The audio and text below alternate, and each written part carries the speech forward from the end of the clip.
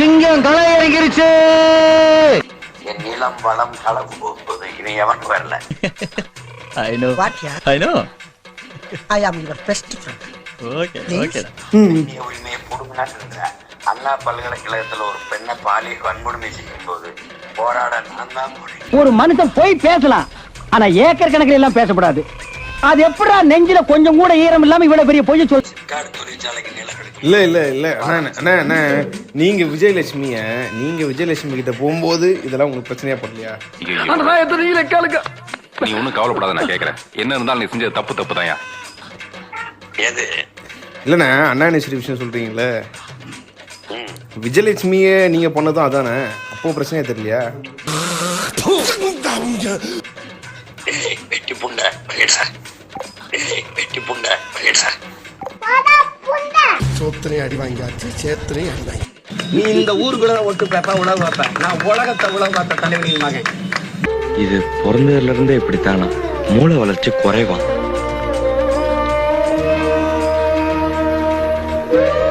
தம்பி, நீ after police training. நான் யாருன்னு தெரியுமா? போராளி பயிற்சியாளன். சிரிக்கல்ல தொண்டை கட்ட உயிர் போக பேசுற, சிரிக்கிறதுக்கு இல்ல, வாழ்க்கை சிறப்பா அமைக்கிறதுக்கு.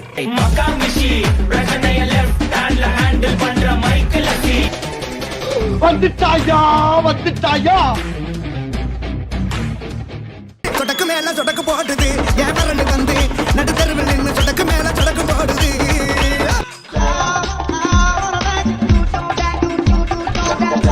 இந்த சஃபாரியில சல்மான் கான்கே சவால் உடையடா சபரி. இவன் பாப்பான், ஏன் பாப்பான்? அவன் மனித குலத்தில் எல்லோரையும் சமமாக பார்ப்பான். அதனால் அவன் பாப்பான். இவன் பாப்பான், ஏன் பாப்பான்? அவன் மனித குலத்தில் எல்லோரையும் சமமாக பார்ப்பான். அதனால் அவன் பாப்பான். என்னடா சொன்னா? எலி குஞ்சு பயல வருவில்ல, வா அப்ப வச்சுக்கிறோம். இந்த எச்ச பொறுக்கி தெரு பொறுக்கி சீமான் நீ வந்து சொல்ற பாப்பான், எல்லோரையும் சமமா பாக்குறதுனால தான் அவன் பாப்பான். ஏண்டா வாய வாடகைக்கு விட்டு பிழைக்கிற நாய. அண்ணே, என்ன சண்டை போடாம போறீங்க? வீட்டே தப்பா கத்து வச்சிருக்காண்டா. இவங்கிட்ட போய் சண்டை போட்டா நான் கத்து வச்சிருக்க தொழிலுக்கே கேவலண்டா. நீ எவனுக்கு வாடகை விட்டியோ அவனுக்கு வாய்ப்பா தானடா பேசணும், அவனுக்கு லாபமா தானே பேசணும். ஆஹா சூனா போனா ஒவ்வொருத்தர் இருக்க வேகத்தை பார்த்தோம்னா அவன் அருமை வறுமைக்கு ஆபத்து வந்துடும் போல் இருக்கடா. ஏண்டா எந்த பாப்பானாவது இதை ஏத்துக்குவானா? நீ பேசுற இந்த பிக்காளித்தனத்தை எந்த பாப்பானாவது ஏத்துக்குவானா? உனக்கு படி எழுகிற பாப்பானே ஏத்துக்க மாட்டான்டா. ஏயா சும்மா என் சர்வீஸ்ல இந்த மாதிரி ஒரு கேவலமான ஜென்மத்தை நான் பார்த்ததே இல்ல சார். ஏண்டா திருட்டு நாய, பாப்பான் என்னைக்குடா எல்லாரையும் சமமா பாத்துக்கிறான்? ஒருத்த அமுக்கிற இடத்துலயே அமுக்கி கைய கலட்டிடுவான் போல் இருக்கு. அப்படி சமமா பார்த்தா இங்க வேலையே கிடையாதாடா. பெரியாரு இவ்வளோ எதிர்ப்பு தெரிவிக்கிறிய, பெரியாருக்கு இங்க வேலையே கிடையாது. வலையை விரிக்கிறான், வம்பளுக்கிறானே, வாயை கொடுத்து வாயில உன்னோட ஊர்வை செலுத்துவாரா சாமி? இந்த சமூகத்தை, மக்களை, மனிதர்களை ஒட்டுமொத்தமா கூறு போட்டு ஏற்றத்தாழ்வாக, தீண்டாமையாக, ஜாதி கொடுமையை வந்து உபயோகிச்சதுனால தானடா பெரியாருங்கிற ஒரு பெரு நெருப்பு அவர்களை எதிர்த்தது. உன்னை அசிங்கப்படுத்தினதுக்கு 6 நாள் அரசாங்க லீவே உள்ளாம் போல. அவ்வளவு பெரிய அகாடா நீ. என்ற திருட்டு புறம்போக்கு நீ சொல்றிய பாப்பான் எல்லாரையும் சமமா பாப்பான்னு. எந்த பாப்பான்டா சமமா பார்த்தான்? ஒத்த பாப்பான சொல்லுடா. எந்த பாப்பான்? இன்னைக்கு உனக்கு கட்சி வாங்கி கொடுத்துருக்கிறான குருமூர்த்தி பாப்பான், துக்ளக் பாப்பான், அவன் சமமா பாக்குறானா? ஒருவேளை சாப்பாடு சாப்பிட்டாலும் உழைச்சு சாப்பிடணும்டா. நீ பீத்திக்கிறிய இந்தியாவிலே மிகப்பெரிய அறிவாளி பாண்டே, அவன் வந்து எல்லாரையும் சமமா பார்த்தானா? என்ற திருட்டு நாதாரி பாண்டே அவனுடைய ஜாதி சங்க மாநாட்டுல போயிட்டு பேசுறான்டா. மூஞ்ச பாருங்க, அஞ்சு அடுப்பு மாதிரி. இவனெல்லாம் ஜெயில போடாதீங்க. 50-60 பேர் சாப்பிட வேண்டிய சாப்பாட்டை ஒண்டியால தின்னு தீர்த்துடுவான். எங்க சைக்கிள் கம்பெனில வேலைக்கு சேர்த்து விடுங்க. என்னடா முறைக்கிற? பார்ப்பன பெண்கள் பார்ப்பனர்களை தான் திருமணம் செஞ்சுக்கணும், மாட்சி ஜாதியினரை வந்து திருமணம் செஞ்சுக்க கூடாது, அப்படி கட்டுக்கோப்பா வச்சிருக்கணும். நாம வந்து அவ்வளவு பெரிய வசந்த குலம் அப்படின்னு குலப்பெருமை பேசுற அந்த நாதாரி பாண்டே பாப்பான் என்னைக்காவது யாரையா சமமா பார்த்திருக்கானா? நீ இப்ப பேசிக்கிட்டு இல்ல பேச்சு, அத பாராட்டி பெரிய படிச்ச அறிவாளின்னு சொல்லிக்கிட்டு இருக்காங்கடா. ஒத்த பாப்பான சொல்லுடா. எச்சி ராஜாவை சொல்லுவியா? எச்சி ராஜா ஒரு பிட்டு போட்டிருக்கிறான் தெரியுமா? ஏதோ சொல்லணும்னு தோணுது இல்ல, சொல்லு. எவ்வளவோ பேரு இந்த பார்ப்பனர்கள் இந்த தீண்டாமை கொடுமையை இவ்வளவு காலமாக மக்கள் மீது திணிச்சிருக்கிறாங்கடா. அதுல எச்சி ராஜா போட்ட ஒரு சின்ன பிட்டு போடுறேன் பாத்துக்க. இல்ல பரவாயில்ல, நுனி நாக்கு வரைக்கும் வந்துருச்சு, சொல்லணும்னு தோணுது சொல்லு.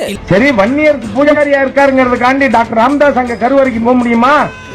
கருவத்து பண்ணுவாங்க. எல்லாரும் போக முடியாது.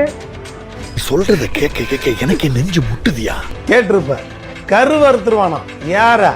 அதாவது இந்த தமிழ்நாட்டில் பாட்டாளி மக்கள் கட்சின்னு இவ்வளவு பெரிய கட்சியை இத்தனை ஆண்டு காலமாக நடத்தி இருக்கிற ஒரு தலைவர், உழைக்கும் பாட்டாளி மக்களை இந்த கட்சிக்காரர்களா லட்சக்கணக்கான பேரை சேர்த்து இந்த நாட்டில் கட்சி நடத்துகிற ஒரு தலைவரை கருவறுத்துருவான்றான். யாரு? இந்த சமூகத்தில் வெறுமனே 3% இருக்கிற ஒரு பூணூல் பார்ப்பான் என்ன சொல்றான்? கருவறுத்துருவான்றான். அது எங்க இருந்து வருது? சமமா பாக்குறதுல இருந்து வருதா? ஏண்டா, ஒருத்தவன் தான் கட்டின கோயில், தமிழன் கட்டிய கோயில்ல தமிழன் உள்ள கருவறைக்கு போகிறதுக்கு நூற்றாண்டு காலமா போராடின்னு இருக்கிறோம். மோசம் போயிட்டோம் ஐயா, மோசம் போயிட்டோம்.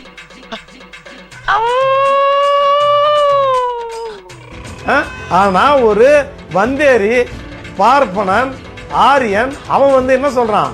ராமதாஸ் கருவறைக்குள்ள போன கருவறுத்துருவான்றான். அவனோட சமமா பாக்குறவன் கரெக்டா சொல்றானே. இது அப்படி ஊருக்குள்ள தண்டாரப்பட சொல்லுங்கடா, நல்லா இருக்கும். நீ சொல்ற பெரியாரை பின்பற்றியதற்கு பதிலாக சங்கராச்சாரியை பின்பற்றி இருந்தா தமிழ்நாடு நல்லா இருந்திருக்குன்னு. மகாசனங்களே, இதெல்லாம் எதுக்காக செய்யறேன்னா எல்லாம் ஒரு சான் வயிற்றுக்காக. ஏண்டா நாதாரி கவர்னர், பாண்டிச்சேரி கவர்னரா இருந்த தமிழிசை சங்கராச்சாரியை போய் சந்திச்சு ஆசீர்வாதம் வாங்க போனப்ப அந்த சால்வையை தூக்கி கடாசனாடா கேட்ச் பிடிச்சிக்கன்னு.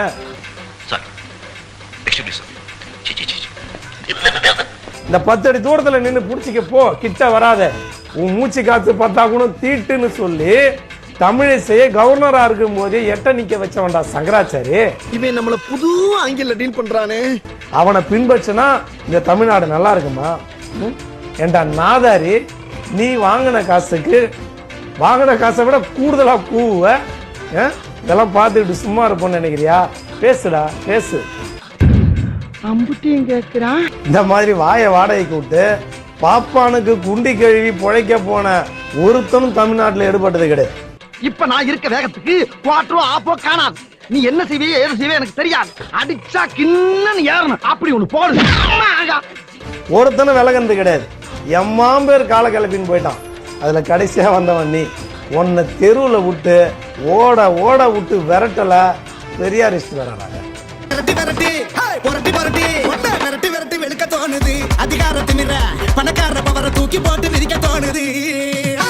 உன்னை பார்த்த பின்பு நான் யாரா என்ன கேட்காம கம்போஸ் பண்ணது? உன்னை பார்த்த பின்பு நான். நாம் தமிழர் கட்சியிலிருந்து ஓரம் கட்டப்பட்டதால் அப்செட்டில் இருந்த காளியம்மாள் விஜயின் தாவேக்காவில் இணைய உள்ளதாக தகவல் வெளியாகியுள்ளது. என்ன பிரச்சனை? எதுக்கு எடுத்தாலும் சந்தேகப்பட்டுக்கிட்டே இருக்கிறாரு மேடம். சின்ன சின்ன விஷயத்துக்கெல்லாம் சந்தேகப்படுறாரு மேடம். குறிப்பாக அக்கட்சியின் முக்கிய பெண் நிர்வாகி காளியம்மாளை சீமான் பிசுறு என்று கடுமையாக விமர்சித்தது அக்கட்சியில் பெரும் அதிர்வலைகளை ஏற்படுத்தியது மட்டுமில்லாமல் அவரை கட்சியிலிருந்து ஓரம் கட்டி வைக்கப்பட்டார். என்ன இப்படி ட்விஸ்ட் ஆகி போச்சு? இப்போ நான் கொடுக்குறேன்டா ட்விஸ்ட். கொஞ்சம் லூஸ் விடுங்கப்பா. நாளைக்கு நான் கூட தான் சேர போறேன்னு வரும், நம்புங்க. மேலும் மேதகு பிரபாகரன் சந்திப்பு குறித்து மாநாடு ஒன்றில் காளியம்மாள் பேசியதற்கு சீமான் மேடையிலே கண்டித்திருந்தார். இந்த பண்டரி பாய் மாதிரி இருந்தா மட்டும் பத்தாது, முடிதான் நடத்துக்குனா மூளையமா நடத்துக்கு. அங்க என்ன பார்வை? ஈரோடு கிழக்கு தொகுதி வேட்பாளர் சீதாலட்சுமி காளியம்மாள் தங்களுக்கு பெரிய பொருட்டே இல்லை என்பதுவாறும் பேசியிருந்தார். நாம் தமிழர் கட்சியிலிருந்து படிப்படியாக ஒதுக்கப்படுவதை அறிந்த காளியம்மாள் கடும் அப்செட்டில் இருந்துள்ளார். தம்பி அழுவாதடா, நீ அழுதா யாரும் நம்ப மாட்டாங்கடா, சிரிச்சிடுவாங்கடா.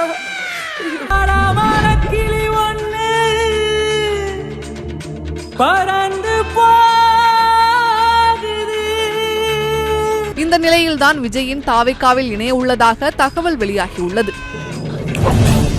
நான் யாரும் காட்டுறேன். போட்டு விடு. இவருடன் விசிகாவில் இருந்து விலகிய ஆதவ் அர்ஜுனாவும் தாவேகாவில் இணைய உள்ளனர். அதே போன்று விஜய் தரப்பில் இருந்தும் காளியம்மாளை தாவேகா பக்கம் கொண்டு வருவதற்காக பேச்சுவார்த்தை நடத்தப்பட்டு வருவதாக கூறப்படுகிறது. ஒண்ணுமே தெரியலையே. ஏற்கனவே நாம் தமிழர் கட்சியில் இருக்கும் முக்கிய நபர்கள் அடுத்தடுத்து விலகி வரும் நிலையில் தற்போது காளியம்மாளும் விலக இருப்பது தொண்டர்களுக்கு அதிர்ச்சியை ஏற்படுத்தியுள்ளது. அண்மையில் நாம் தமிழர் கட்சி ஒருங்கிணைப்பாளர் சீமான் மற்றும் அக்கட்சியின் முன்னணி நிர்வாகிகள் சாட்டைதுரை முருகன், இடும்பாவனம் கார்த்திக் உள்ளிட்டவர்களின் ஆபாச ஆடியோக்கள் வெளியாகி பெரும் அதிர்ச்சியை ஏற்படுத்தியது. கொஞ்சம் சொல்லேன்பா ஏன்னு. அதெல்லாம் ரகசியம், சொல்றதுக்கு இல்ல. கொஞ்சம் சொல்லேன்பா ஏன்னு. அதான் சொல்றதுக்கு இல்லன்றல்ல. கலவரத்தை தூண்டும் வகையில் பேசியதாக தொடரப்பட்ட வழக்கில் நாம் தமிழர் கட்சியினுடைய தலைமை ஒருங்கிணைப்பாளர் சீமானை விடுவிக்க சென்னை உயர்நீதிமன்றம் மறுப்பு தெரிவித்திருக்கிறது. என்னண்ணே, நீங்க அரசியல்ல பெரிய கிரிமினலா? நாங்க எப்படி? எனக்கு அரசியல் 1000 எதிரி இருக்கான், அதுல முதல் எதிரி நீதான். கடந்த 2019ஆம் ஆண்டு விக்கிரவாண்டி இடைத்தேர்தலின் போது நாம் தமிழர் கட்சி வேட்பாளரை ஆதரித்து பிரச்சாரம் செய்த அந்த கட்சியினுடைய தலைமை ஒருங்கிணைப்பாளர் சீமான் மறைந்த முன்னாள் பிரதமர் ராஜீவ்காந்தியை இன துரோகி, தேச துரோகி என்று பேசி வன்முறையை தூண்டியதாக கஞ்சனூர் காவல் நிலையத்தில் காங்கிரஸ் மாவட்ட தலைவர் புகார் அளித்திருந்தார்.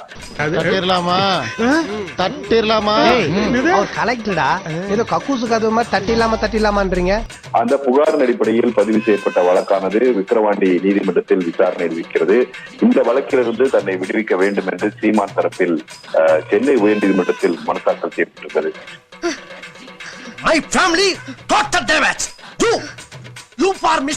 இந்த மனுவை விசாரித்த நீதிபதி வேல்முருகன் இந்த வழக்கு தொடர்பான முதல் தகவல் அறிக்கை, இறுதி அறிக்கை, சாட்சிகளின் வாக்குமூலங்கள் இவரெல்லாம் பார்க்கும்போது இந்த வழக்கில் கூறப்பட்டிருக்கக்கூடிய குற்றச்சாட்டுகளுக்கு முகாந்திரம் இருக்கிறது. அது மட்டுமல்லாமல் இந்த வழக்கு தொடர்ந்து நடத்தப்பட வேண்டும்.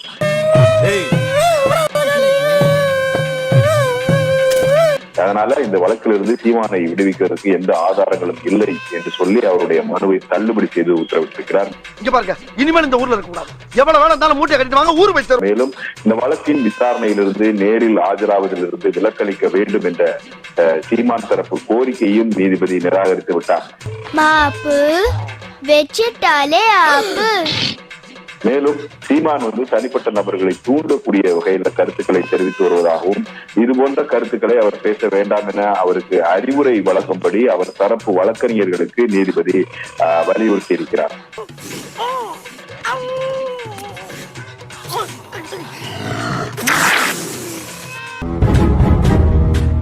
எப்படி இருந்தனா இப்படி ஆயிட்டேன், எப்படி இருந்தனா இப்படி ஆயிட்டேன். This is what I want. Take okay. Crazy burger. எப்படி இருந்தனா இப்படி ஆயிட்டேன், எப்படி இருந்தனா இப்படி ஆயிட்டேன். ஏய் ஆப்பிள் ஜூஸ் குடா. இந்த வீடியோ உங்களுக்கு பிடிச்சிருந்தா கண்டிப்பா லைக் பண்ண மறக்காதீங்க. அப்படியே உங்க நண்பர்களுக்கும் ஷேர் பண்ணுங்க. நீங்க பண்ற ஒவ்வொரு லைக்கும் தான் இந்த வீடியோவை மற்ற நண்பர்களுக்கும் கொண்டு போய் சேர்க்கும். மறக்காம சப்ஸ்கிரைப் பண்ணுங்க. உங்க கருத்துக்களையும் கமெண்ட் பாக்ஸ்ல பதிவு பண்ணுங்க.